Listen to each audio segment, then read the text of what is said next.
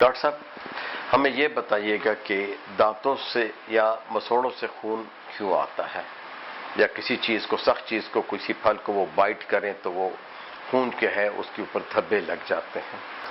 مسوڑوں سے جب خون آتا ہے تو اس کا وجہ یہی پلاک ہوتے ہیں، اور پلاک کی وجہ سے مسوڑوں میں سوزش پیدا ہوتی ہے۔ تو اس کی نشانیاں یہ ہے کہ مسوڑوں سے خون آنا شروع ہوتا ہے، اس کا رنگ سرخ ہو جاتا ہے، جبکہ نارمل مسوڑے کا رنگ گلابی ہوتا ہے،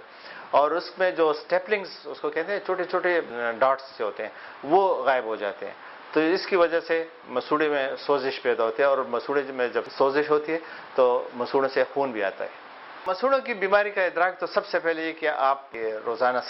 دانت صاف کرنے چاہیے۔ تو 2 وقت کی جب آپ برش کرتے ہیں تو بہت ساری جگہ آپ کے صاف ہو جاتے ہیں، لیکن صرف برش کرنا ضروری نہیں ہے، برش صحیح طریقے سے کرنا یہ بہت امپورٹنٹ چیز ہے کہ آپ صحیح طریقے سے برش کیا کریں، سارے دانتوں کو صاف کیا جا سکے، اندر سے بھی، باہر سے بھی، سائڈوں سے بھی،